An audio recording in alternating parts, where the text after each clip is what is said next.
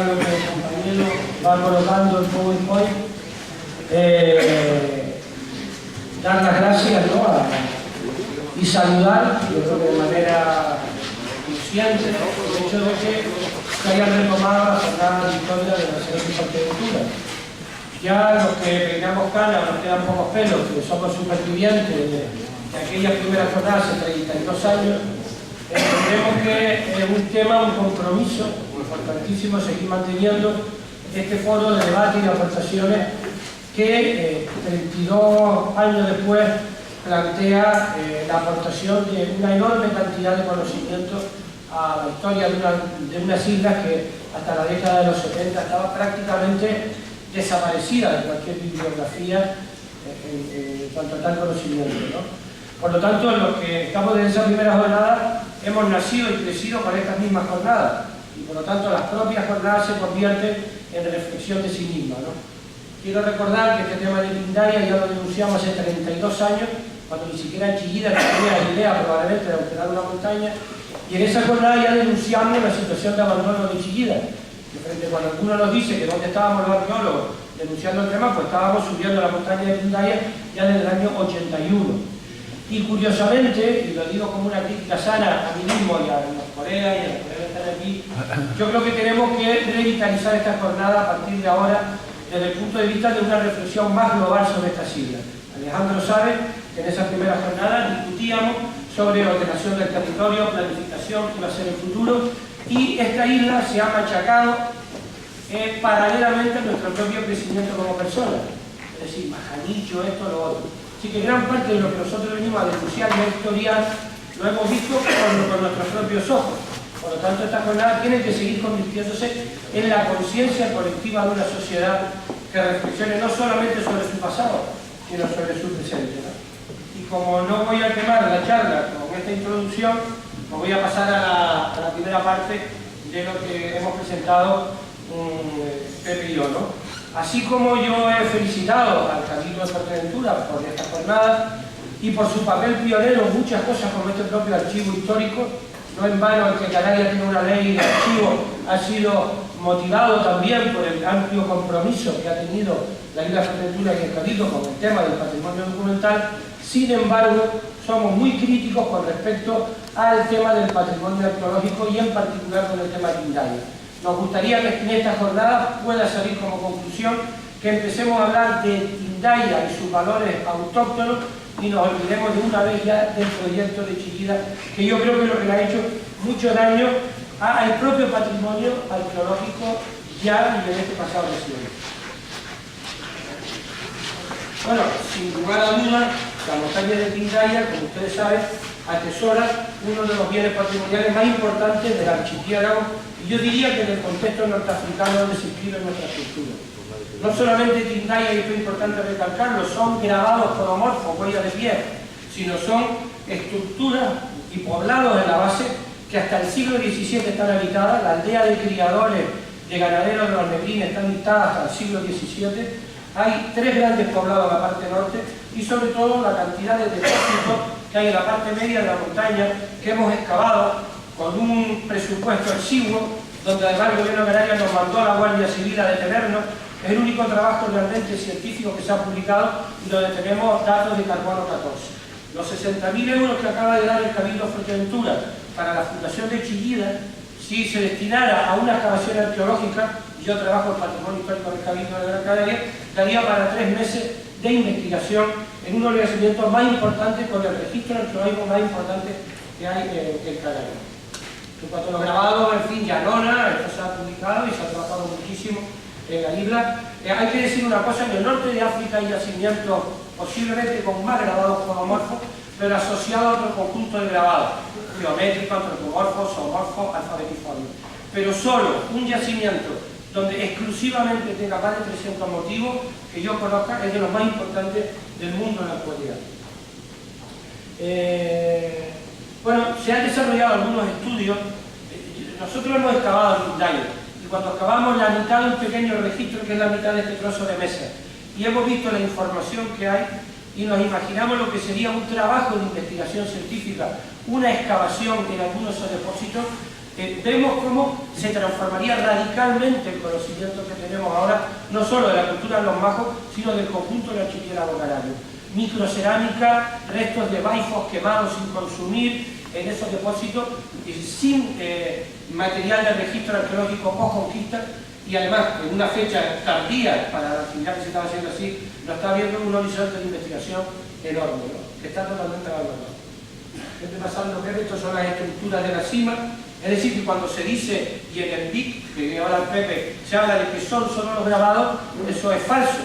y además eso lo sabe el propio Cabildo que es falso, porque se han hecho investigaciones y trabajos aquí. Por lo tanto, hay 11 conjuntos de estructuras y de depósitos que están por excavar, que además siguen un elemento muy importante desde el punto de vista etnográfico, que en la tradición oral se recoge, que es el Camino de la Virgen, que se ha recogido por parte de personas mayores de Tindaya, que aporta un elemento muy importante, el hecho de que existiera de manera reconocida en la población el Camino de la Virgen, que va hacia una zona donde hay grabados podomorfos, que se vincula a una práctica de cristianización de lugares religiosos, como en el caso de Gran Canaria está la famosa Virgen del Pino, que aparece en una piedra verde con grabados podomorfos, o el caso de la Caldereta en Fuerteventura, o el pie de San Diego en el Barranco de la Peña. Pasando, bueno, esto ya sería hasta ocioso hablar de la importancia de esos yacimientos, que dos investigaciones muy importantes, aparte de las que nosotros hemos hecho,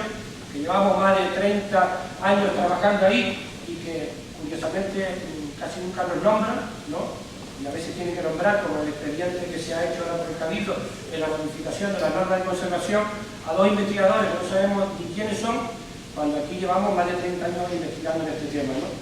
Y bueno, decir que uno de esos trabajos, la carta arqueológica que hace Tilicena, que Pepe hablará, y el otro, que es el más sorprendente, es el que encarga al propio gobierno de Canarias a Fernando Álamos Torres para una investigación para el propio proyecto de Tindaya,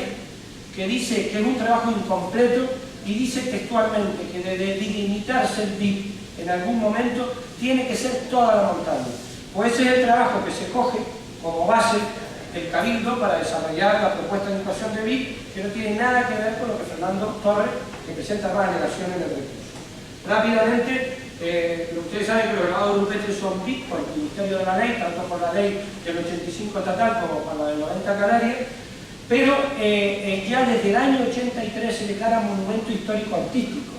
Es decir, que antes de que se transfiriera a Canarias las competencias, ya se declara monumento histórico artístico la montaña de Tindaya, y esto es importante, porque yo creo que el expediente de Monumento Histórico Artístico 83 no ha muerto, porque lo que se está haciendo ahora es la delimitación de un BIC que emana de la ley del 85. Por lo tanto, la del 83, hasta que se caduque, como bien dice el secretario de esta corporación, habría que caducar el expediente del 83, se refiere a toda la montaña. O sea, en aquel momento es cuando son estas jornadas y nosotros denunciamos el expolio. Luego hay una delimitación que se hace, creo que en el 86-87, que como ustedes ven, no sé si se ve aquí, ven una comida que hay, donde precisamente lo que se deja fuera es la zona de la explotación de la cantería Duque Cabo Verde, ¿no?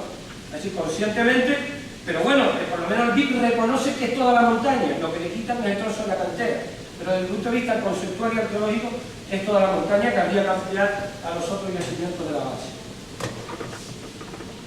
Esto es muy curioso, un compañero mío, yo soy además amigo personal de mucha gente a la que critico y con la que sigo manteniendo, bueno, no con alguna de las personas que hay después, pero sí con Juan Carlos, que estaba de director general del gobierno de Canarias, y lo que hace es que la única vez que se hace, desafecta él, por decreto, la delimitación que ya se había hecho en el BIC, porque él dice que ya se le habían transferido las competencias al Cabildo de Fuerteventura, que era verdad, y por lo tanto el competente era el Cabildo y no el gobierno de Canarias. Bueno, estas cosas se pudieran haber resuelto de otra manera si no fuera porque Epífano, Juan Carlos, fue uno de los que llamó a Chillida y de los principales impulsores de la obra de Chillida. Lo de Chillida, vamos a ver, lo de Chillida, los 20 y pico millones de euros que se han gastado, que equivalen a 7 museos como la Cueva Pintada terminados, que equivaldría a más de 40 y pico campañas de excavaciones arqueológicas, lo que se ha gastado se sostuvo solamente con una declaración de interés para Canarias de una idea, porque todavía no existía ni la maqueta, una maqueta que costó 80 millones de pesetas, y que es lo que ha sido la causa de todos estos desavisados.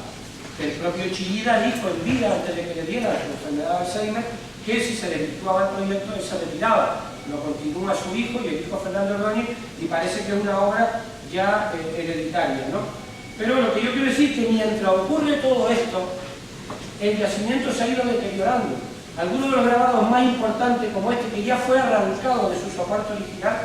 que en segundo lugar lo rompieron a martillazos, como ven en la parte de arriba, y que en un tercer momento desaparecieron los dedos. Hoy en día hay un conjunto de bloques que están en el Museo de la Casa Alta, que por cierto, felicito que se haya restaurado la Casa Alta, porque yo creo que es un monumento, pero que primero tenía que haber salido originalmente de Cultura, y no que el señor Berrier lo haya sacado de su departamento. Y en día ahora nosotros tenemos recurrido en un contencioso administrativo el BIC, y uno de los temas que nos planteamos, ¿qué son esos grabados ahora? ¿Vienen muebles o inmuebles?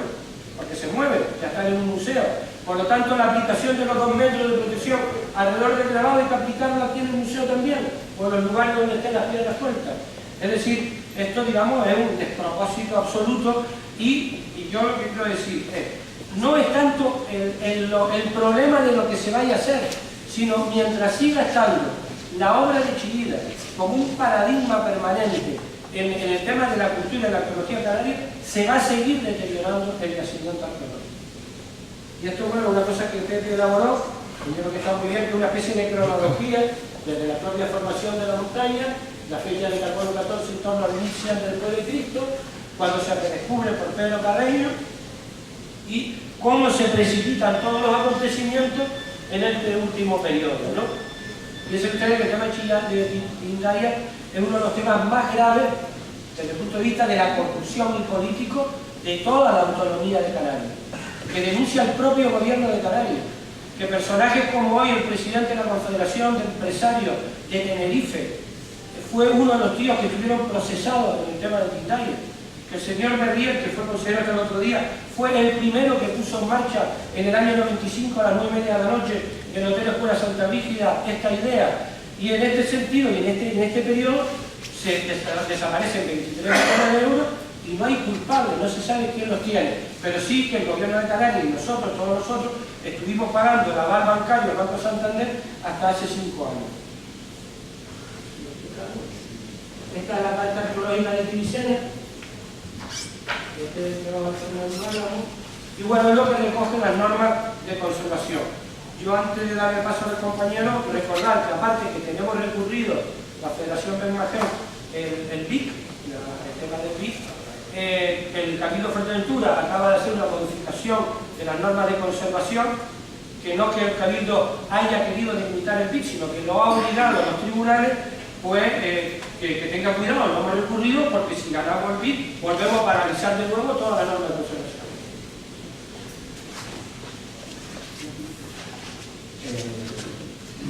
Bueno, la limitación BIC, que es objeto del trabajo que presentamos aquí, hay que decir que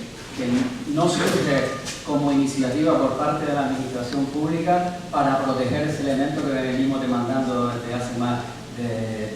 30 años que se proteja, sino que surge precisamente a raíz de una denuncia de la Federación BMG Ecologistas en Acción a las normas de conservación del Monumento Natural de Tindaya. El Tribunal Superior de Justicia de Canarias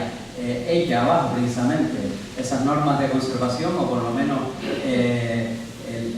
la disposición que tiene que ver con los suelos de protección cultural de esas normas de conservación, y paraliza dichas normas de conservación hasta que no haya una delimitación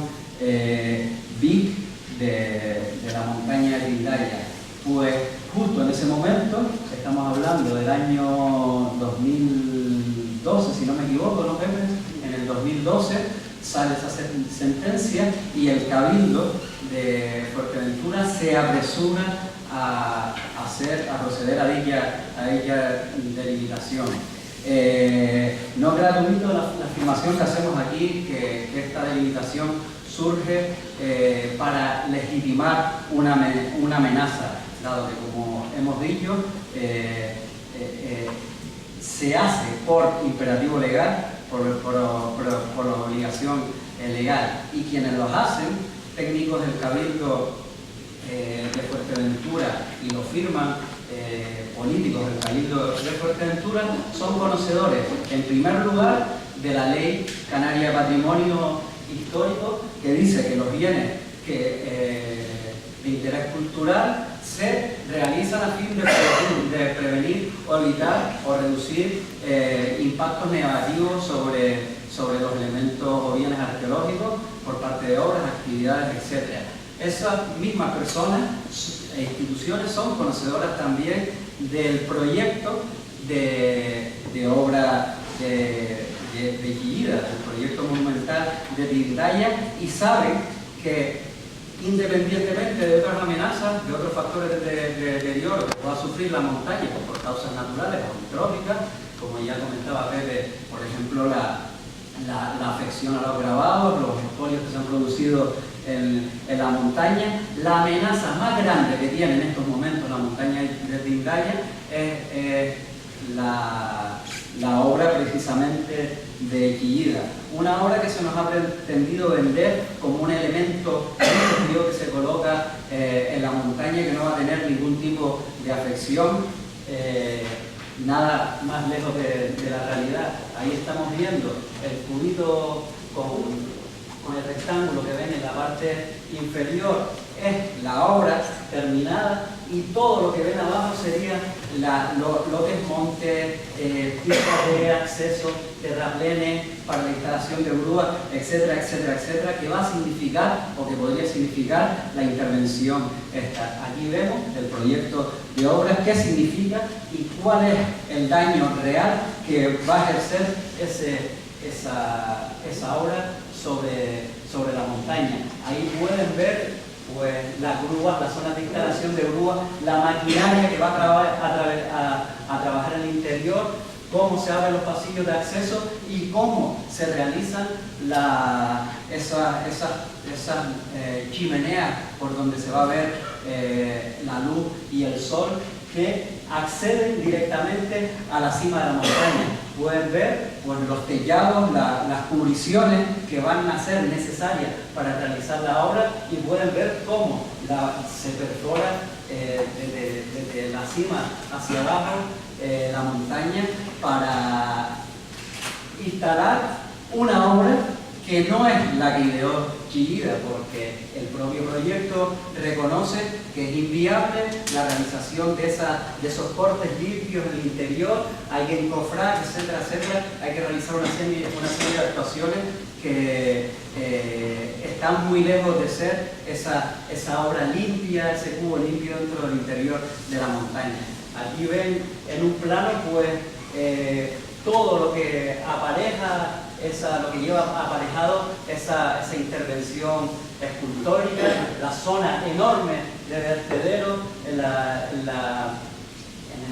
al noreste de la montaña, las distintas pistas de acceso. Fíjense bien, porque las normas de conservación son precisamente un calco del proyecto, o sea, se delimitan zonas supuestamente para proteger, que protegen en realidad una obra. Voy rápido porque nos queda nada de tiempo. Aquí vemos, esta es la delimitación BIC aprobada por el Gobierno de Canarias y emanada desde el Cabildo de Fuerteventura, y ven cómo se aleja prudentemente de la obra de Chillida.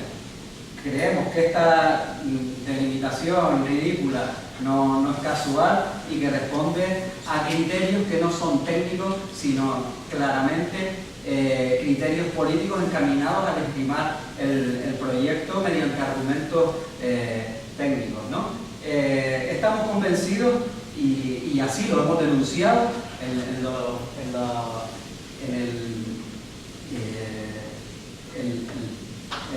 el contencioso administrativo,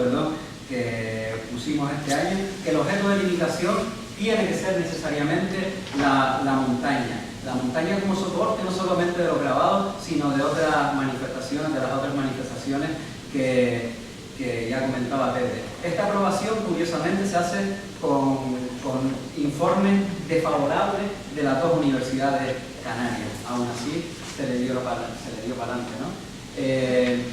Voy rápido porque para que vean, para que entiendan los criterios de delimitación que ha usado el Cabildo de Fuerteventura para la delimitación de Tindaya se alejan diametralmente de los que se habían empleado para otros yacimientos. Aquí pueden ver la delimitación de Tindaya y no se ha entendido, como comentábamos, la montaña, el espacio físico de la montaña como el elemento definidor del conjunto, tal y como sí se ha hecho en la delimitación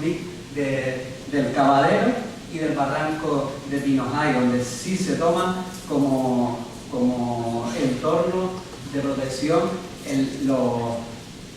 elemento definidor, en este caso el barranco, ¿no? Nada, aquí pueden ver otras delimitaciones